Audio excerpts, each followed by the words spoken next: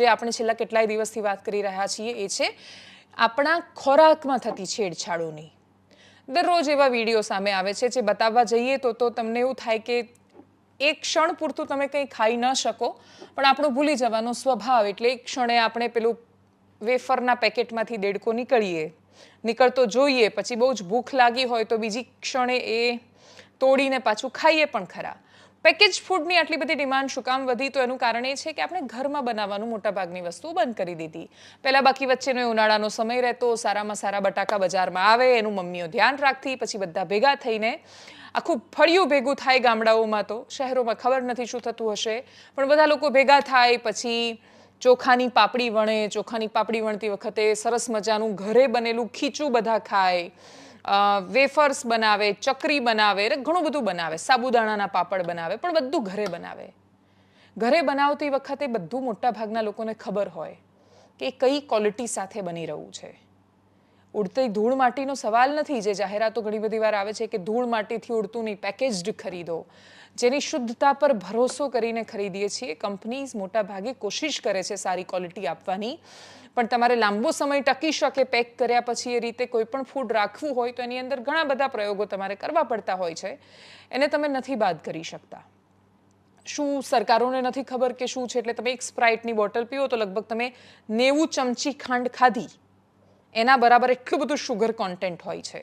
એનાથી થોડુંક ઓછું કોકમાં, એનાથી થોડુંક ઓછું, પણ જબરદસ્ત શુગર કોન્ટેન્ટ હોય છે. સરકારને તો પણ ખબર છે કે આ ખોટું છે. આપણા દેશમાં આટલા બધા ડાયાબિટીસના કેસ છે, દર બીજા ઘરમાં ડાયાબિટીસ છે. હવે તો 30-35 વર્ષના યુવાનોમાં ડાયાબિટીસ આવી રહ્યું છે. અને ડાયાબિટીક લક્ષણો, ડાયાબિટીસ થાય એટલે પછી શરીર મોટાભાગે રોગનું ઘર બની જાય છે. એટલે આપણે બધું શરૂ કર્યું કે આપણે આ દવાથી ડાયાબિટીસ મટે છે, આનાથી મટે, પણ આપણે ત્યાં સુધી પહોંચીએ શું કામ છીએ?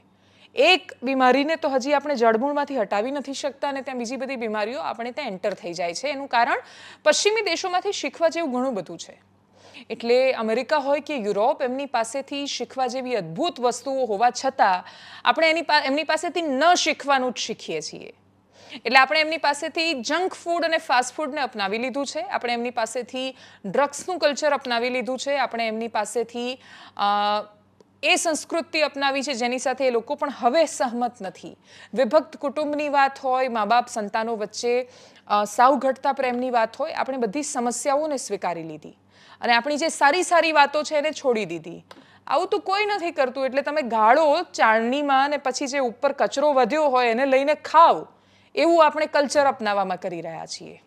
એમાં સૌથી મોટી વાત એ છે કે રેસ્ટોરન્ટમાં મળતું તમે કોઈ પણ ચાઇનીઝ ફૂડ ખાઈ રહ્યા છો તો એમાં આજીનોમોટો નહીં હોય એ વાતની તો કોઈ ગેરંટી નથી.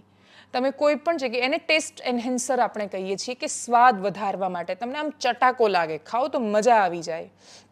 એવા ઘણા બધા ચાના સેમ્પલ પણ ફૂડ ડિપાર્ટમેન્ટે પકડ્યા જે તે સમયે, કે એ ચાની અંદર એ માદક કેફી દ્રવ્યો નાખવામાં આવતા હતા કે માણસોને એ ચાની લત લાગી જાય. એને એવું થાય કે આ ચા જોઈએ છે, ચા પીવે તો સારું ન લાગે કેમ કે એની અંદર એ પ્રકારના ડ્રગ્સ, માદક દ્રવ્યો નાખી દેવામાં આવતા હતા. આજીનોમોટો પણ એ પ્રકારનું જ છે, ટેસ્ટ એન્હેન્સર છે, ત્યાં સ્વાદ વધારવા માટે વાપરે છે. અને કયા પ્રકારનો પ્રતિબંધ એ ખબર નથી, પણ જેટલું પણ વેચાઈ રહ્યું છે કશા પર કોઈ નિયંત્રણ નથી. ના શુગર પર નિયંત્રણ છે, ના આજીનોમોટો પર નિયંત્રણ છે. એનાથી પણ ઉપર ઉઠીને કે આપણે એવું કહીએ છીએ કે એનાથી કેન્સર થશે, તો શું આપણને એ નથી ખબર કે સિગારેટ કે બીડી પીવાથી કેન્સર થાય છે? તો એ વેચાય છે. તંબાકુથી કેન્સર થાય છે, બધાને ખબર છે, તો એ વેચાય છે. તો એટલા મોટા કેન્સરજનક દ્રવ્યો પર પ્રતિબંધ નથી આપણા દેશમાં, તો આપણે એવું કેમ માની શકીએ કે આપણી સરકારને અંદરથી એટલી બધી નૈતિકતા જાગશે કે કેટલી શુગર રાખવી એ નક્કી કરવા માંડશે ને કેટલો આજીનોમોટો હોવો જોઈએ કે ન હોવો જોઈએ એ નક્કી કરશે. બધા કાર્સિનોજેનિક એજન્ટ છે એ કેટલા હોવા જોઈએ કે નહીં એ સરકાર નક્કી નહીં કરે. એ નક્કી નહીં કરે એનું સૌથી મોટું કારણ એ છે કે આ બધું જ એમનો ધંધો છે. તંબાકુ મોંઘું કરતા જાય પણ એના પર રોક નથી લગાવતા. એમને ખબર છે કે આમાંથી સૌથી વધારે એમને રેવન્યુ મળે છે, રૂપિયા મળે છે. સરકારને રૂપિયા જોઈએ છે ને એટલા માટે રૂપિયા માટે તમને મારવા એ તૈયાર થાય છે. કોઈ હોય છે કે જે જબરદસ્ત રીતે તંબાકુની મોટી ફેક્ટરી લગાવે ને પછી એ મંદિર બનાવે, કેન્સરની હોસ્પિટલ બનાવે, સારામાં સારા સેવાના કાર્યો કરે અને એવું લાગતું હશે કે આગળથી પાપ કરતા જાઓ ને પછી ધોતા જાઓ. આ વોશિંગ મશીન તો છે નહીં ભગવાનનો દરબાર. અને તોય એની જેમ રાજનીતિ પણ એને એ રીતે જ વાપરે છે. અને રાજનેતાઓને, બાકીના બધા લોકોને, કોઈ પણ સરકારને. એટલા માટે કેમ કે માનવ જીવનનું મૂલ્ય નથી. અપવાદરૂપ એવું નથી કે ભારતમાં જ આવું છે, દુનિયાના મોટા ભાગમાં. એટલે જેમ કે અમેરિકા જેવો દેશ છે તો ત્યાં ગન અને ડ્રગ્સ આટલી મોટી સમસ્યાઓ છે ને તોય બધા માફિયાઓ એ જ કરે છે. એ લોકો તો મોટા પાયે દુનિયાભરમાં યુદ્ધો વેચે છે, જાણી જોઈને દેશોની વચ્ચે ઝઘડા કરાવે છે અને પછી વચ્ચે સુલેહ કરવા માટે આવે છે, કેમ કે બંને બાજુ એમના હથિયારો વેચાય. તો એટલા મોટા વિશ્વમાં આપણો દેશ પણ એમાંથી કમનસીબે બાકાત નથી કે જ્યાં માનવ જીવનનું કે નાગરિકોના જીવ સાથે રમત કે ચેડા ન થવી જોઈએ એ વાતની આપણને કદર હોય. ખબર જ છે કે જમીનો બગડી રહી છે ને તોય બેફામ કેમિકલો આપણે વેચી રહ્યા છીએ. ખેડૂતને ઉપરથી એવું મનમાં ઠસાવે છે કે જોયું દુનિયામાં આખા ગામથી પ્રદૂષણ થાય છે પણ બધા ટાર્ગેટ તારી જમીનને કરે છે. ખેડૂતની જમીનને કે ખેડૂતને કોઈ ટાર્ગેટ નથી કરતું જ્યારે કોઈ તમને ઓર્ગેનિક વિશે વાત કરે છે તો એ તમારી જમીન બચાવે છે. આજથી 10 વર્ષ પછી બંજર જમીન થઈ જશે તમારી, ત્યારે એમાં શું પેદા કરશો તમે? ઓર્ગેનિક જે લોકોએ વર્ષોથી ચોખ્ખી જમીન રાખી છે ત્યાં પેદા થતી પેદાશોના ભાવ વધી રહ્યા છે. લોકો તમે માંગો એટલા પૈસા આપીને રાગી ખરીદીને ખાય છે.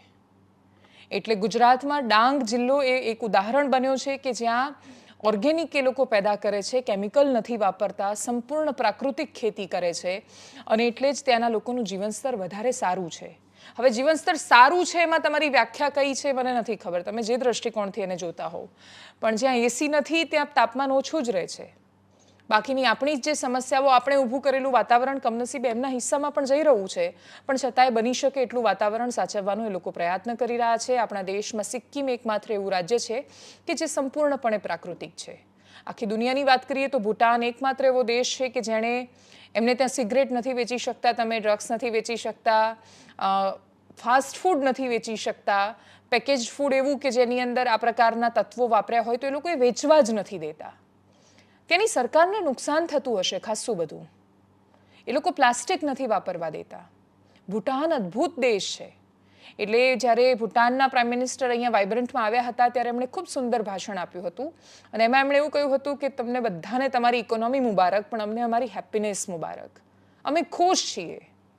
અને એટલે જે ખુશી આપણે શોધવી પડે અને એના માટે પાછું સેન્ટરો ખોલવા પડે ને એમાં એક નવો ધંધો શરૂ થઈ જાય, એ દિશામાં આપણે બધાને વેપાર બનાવી દીધું છે. તો યોગ દિવસ પર એવી અપેક્ષા કે આપણે બધા જ, હું, તમે અને બધા જ લોકો, દરેક લોકો કોઈને કોઈ રીતે જવાબદાર છીએ. કમનસીબે આપણે દુર્યોધન વૃત્તિમાં જીવીએ છીએ કે જેમાં આપણે એવું કહીએ છીએ કે ધર્મ શું છે મને ખબર છે પણ ત્યાં મારી પ્રકૃતિ નથી, અધર્મ શું છે એ પણ મને ખબર છે પણ મારી પ્રકૃતિમાં એ જ છે.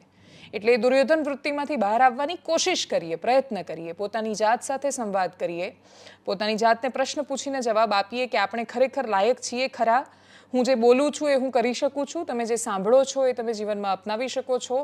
જે પણ પદ માટે તમે કામ કરો છો, એટલે હું મારા પત્રકારત્વને, જો તમે સરકારી અધિકારી છો તો તમારા પદને, તમે નેતા છો તો તમારા પદને, તમારી લાયકાતોને તમે લાયક બનવાનો પ્રયત્ન પણ તો કરો છો.